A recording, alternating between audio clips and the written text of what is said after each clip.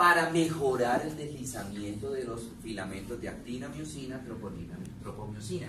Y en esa medida mejora la contracción del miocardio.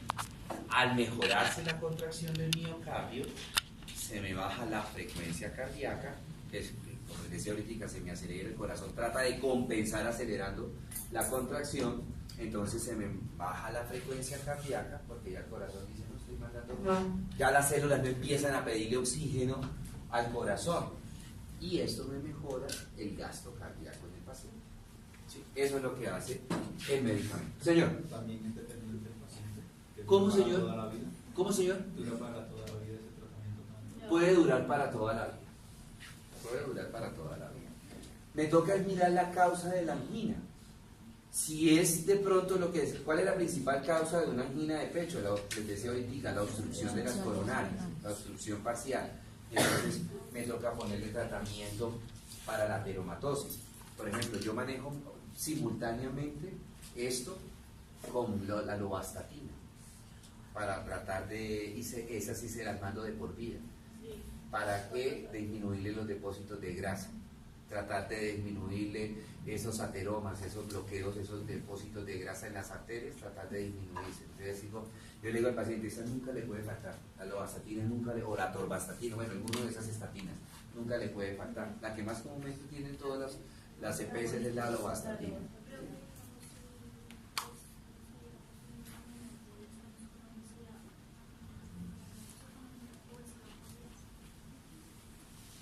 Recomendarle que no, hay que mirarle si tiene colesterol y triglicéridos aumentados. Una ventaja de los niños, ¿sí?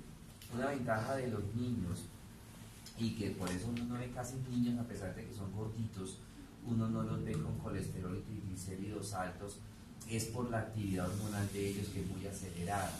Esa actividad hormonal le degrada las grasas. El problema de ese niño es cuando ya empiece.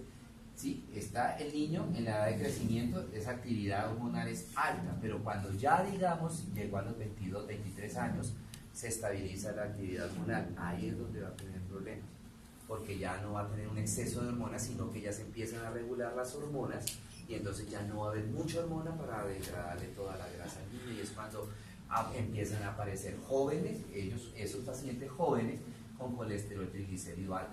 Es más o menos parecido a lo que sucede, por ejemplo, en el caso de ustedes, las mujeres, que por los estrógenos ustedes casi no tienen tendencia a sufrir de colesterol. ¿Por qué? Porque los estrógenos degradan el colesterol y los triglicéridos. Entonces, cuando una mujer tiene colesterol en vida sexual activa, ¿no?, tiene colesterol y triglicéridos, es porque, o sea, le echa grasa, le echa aceite hasta el jugo. ¿Sí? Porque si come una dosis normal de grasa, los estrógenos le van a degradar, y por eso no. El problema en esa mujer, ¿sí?, que come una cantidad normal de grasa, es cuando empieza la menopausia, que ya los estrógenos no van a ser suficientes para degradarle las grasas, entonces empieza el colesterol a subirse. Entonces lo mismo sucede en los niños, ¿sí? Bueno, ya esto ya lo vimos, del músculo. Ok, la nitroglicerina la tenemos en muchas presentaciones. Tenemos la nitroglicerina que se usa para la emergencia, cuando el paciente llega con la angina alborotada, que pensamos pues que es un infarto y toda esa cuestión, que necesito quitarle ese dolor, ¿sí? Y la otra para el manejo de la angina a nivel ambulatorio. Muy bien, entonces les voy a hablar de las de uso de urgencia. La nitroglicerina sublingual, el dinitrato de isosorbide de 5 miligramos y la nitroglicerina intravenosa, ¿sí? Esas son para la urgencia. Entonces el pacientico llega con el dolor, yo no sé, yo digo, pues madre, está infartando. Puede ser infarto o puede ser angina, ¿cierto?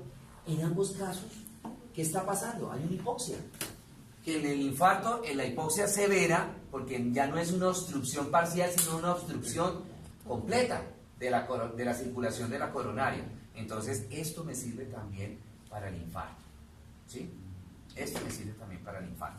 Entonces inmediatamente le coloco debajo de la lengua qué historia clínica y qué historia clínica. Inmediatamente le pongo un disolvir sublingual, ¿sí? Cualquiera se lo coloco debajo de la lengua. ¿Por qué debajo de la lengua? porque todas las venas que están debajo de la lengua drenan directamente en el corazón, o no digo directamente, drenan inmediatamente. ¿En dónde? En la yugular interna, y la yugular interna se une con la subclavia, me forman el tronco yugulo-subclavio, los dos troncos yugulo-subclavios se unen y me forman la cava superior y por un que llegó, ¿cierto? Y fuera de eso, las arterias también hacen lo mismo. Entonces, en menos de 5 minutos, o póngale por máximo 5 minutos, la droga ya está, el medicamento ya está en el corazón, y entonces empiezan a producir la vasodilatación y los síntomas del paciente comienzan a disminuir, ¿cierto? Entonces ya le pongo el Isovidil o le pongo el medicamento debajo de la lengua y ahora sí me dedico a hacer el electrocardiograma. ¿Qué historia clínica ni nada? Eso lo hago después. Porque de acá que yo le haga la historia clínica de paciente, ¿sí? Se me murió el paciente, ¿sí? Entonces no, yo veo inmediatamente al paciente que viene con una precordial, inmediatamente, pum, nitroglicerina sublingual. Y enseguida, pum, electrocardiograma, ¿verdad? Que el electro lo consigo rápido, pues me demoro más o menos 5 minutos colocando electrodos y toda esa cuestión. En otros 5 minutos ya tengo el diagnóstico con el electro, al mirar la tira, yo ya sé si es infarto o no es infarto. Si no es infarto, yo digo, bueno, es una angina de pecho. ¿Sí? ¿Listos? Y estas son para manejo ambulatorio, ¿sí? Las nitroglicerinas sublinguales son de 5 miligramos. Las nitroglicerinas para manejo ambulatorio son de 10 miligramos. Muy bien. Existen las nitroglicerinas por vía oral, el mononitrato isosorbide, el dinitrato isosorbide, pero de 10 miligramos, y la nitroglicerina percutánea. Estas dos son por vía oral. Estas son parches. Son parches que duran 24 horas. Nitrodist se llama. Nitrodist. Entonces el paciente llega, se le aconseja al paciente de que se coloque el Nitrodist después del baño, y que por lo general pues, se baña más o menos a la misma hora siempre, digamos que es una persona que trabaje, entonces, ¿verdad? Entonces se baña, antes de bañarse se quitó el Nitrodist del de ayer, por así decirlo, que me puse ayer, hoy me lo quito, me baño común y corriente, me seco muy bien, le quito el adhesivo y me lo pongo otra vez el parche en la región precordial. No tengo que preocuparme de tomar pepas ni nada, porque esto es de liberación gradual, ¿sí? Y hoy día estamos utilizando más el Nitrodist, porque como les digo, es de eliminación gradual y dura 24 horas. Las pastillas al principio, cuando empieza el proceso de metabolismo a nivel hepático, se libera una gran cantidad de medicamento, y es cuando al poco tiempo de que el paciente se tomó el medicamento, le aparece el efecto secundario normal, entre comillas, o el efecto secundario más frecuente de la nitroglicerina, y es producto de la vasodilatación. ¿Cuál creen ustedes que sea? Cuando a una persona se le hace una vasodilatación exagerada, ¿qué creen ustedes que va a presentar? ¿Qué síntoma va a presentar? ¿Cuál? ¿Cuál? ¿Que se rompa? No, que se va a producir todos los días. Mientras que el cuerpo se habitúa, se le va a presentar eso al paciente. No, al contrario, hipertensión. La vasodilatación me baja la tensión. Y eso lo vamos a ver en la próxima clase. ¿Acidez? No.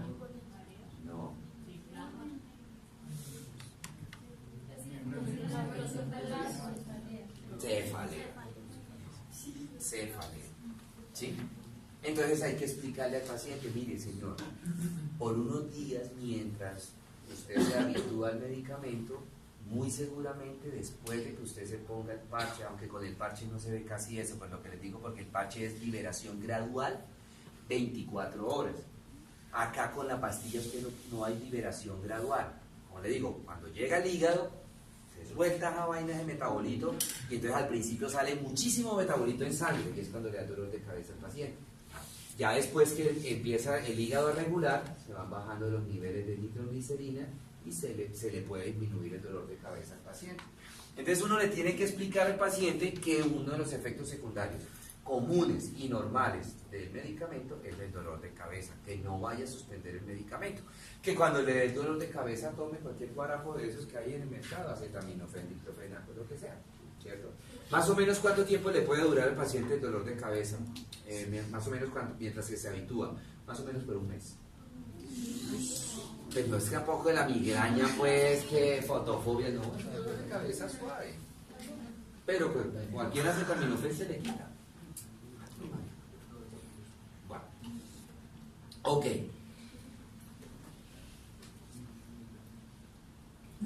Bueno, pasamos ahora a los otros medicamentos que veíamos en el cuadro, que no son para el manejo de la angina, son para el manejo de los síntomas que me genera la angina, que son los antagonistas de los canales de calcio y los beta-bloqueadores. Estos son para manejar la hipertensión, para manejar la taquicardia, la arritmia que me puede generar el medicamento, ¿cierto? El nombre me lo dice que hace bloquearme los canales de calcio. No sé si creo que cuando vimos bloqueadores neuromusculares, yo les decía, para que un músculo se contraiga, para que un músculo inicie el proceso de la contracción, lo primero que se tiene que producir en la neurona presináptica es el calcio. Si no se libera calcio, usted le puede mandar una descarga eléctrica de 180 voltios y no se le contrae ni una migajita al músculo. ¿Sí? Tiene que liberarse calcio. Eso es lo primero lo que tiene que pasar para una contracción muscular. No importa de qué músculo. Músculo liso, músculo cardíaco, músculo esquelético. ¿Sí? Muy bien. Entonces, estos medicamentos lo que hacen es impedirme la liberación de tanto calcio a nivel de la neurona presináptica, de tal manera que me va a regular en la postsináptica, como no se liberó en la presináptica el calcio, en la postsináptica me va a regular los canales de sodio, potasio, ATPase. ¿Se acuerdan que también por allá, no sé cuándo les hablaba, que entra sodio, sale potasio, que entra cationes, salen aniones, ese mismo día, ¿cierto? Eso es lo que hace este medicamento.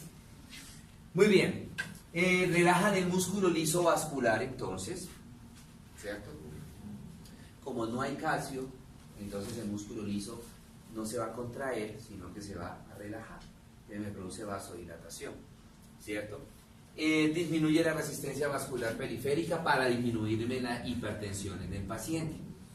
A nivel del miocardio, entonces me disminuye la generación del impulso, va a actuar en forma refleja a nivel del nodo sinusal, que acuérdense que en el nodo sinusal es donde se inicia el impulso cardíaco, ¿verdad?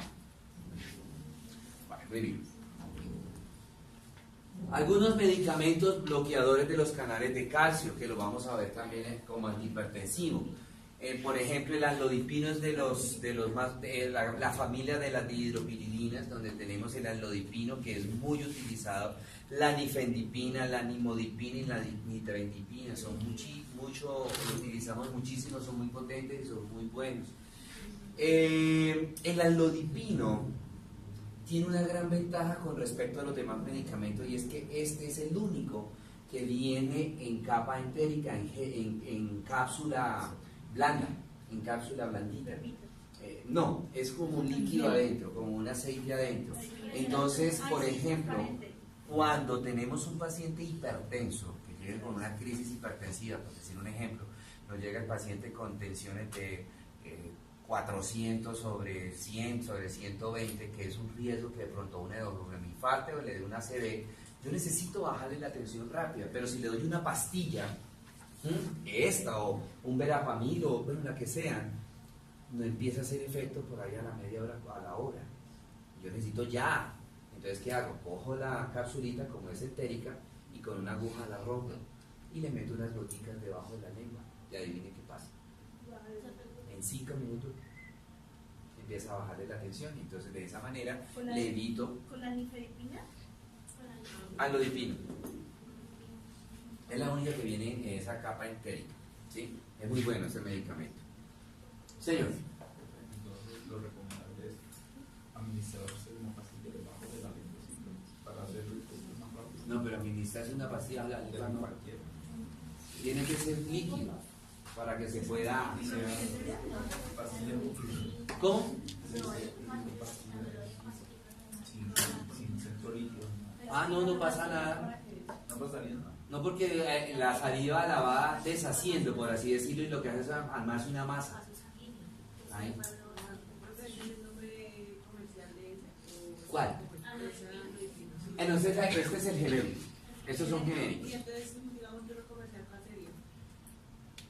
Del aldolipino, un comercial del aldolipino, a ver uno que conozcan ustedes, de pronto que sea bastante comercial. Veratá. Otro. Mi abuela toma esa de Filipina. Sí, eso es bueno para la cabeza también, para la circulación cerebral, porque como produce vasodilatación, ya les digo esa parte. Este es Adalá, es el más usado. Adalá. ¿Cómo? Sí, este es el que más se conoce. Muchos de estos, como producen vasodilatación también, las usamos en pacientes que tengan, que sepamos que tienen trastorno circulatorio cerebral, vasoconstricción cerebral, que tienen, por ejemplo, vértigo. El vértigo que la causa no sea del oído, o sea, que no sea un síndrome de Meniere, sino que sea una por vasoconstricción, ¿sí? Las migrañas. Entonces se utiliza eso porque produce vasodilatación y le mejora el dolor de cabeza y le mejora la circulación cerebral al paciente. Y el otro grupito de medicamentos eran los beta bloqueadores, que no los vamos a ver ahorita, sino lo vamos a ver de pronto cuando veamos antihipertensivos. ¿Sí? Bueno, muy bien. Preguntas, dudas, inquietudes.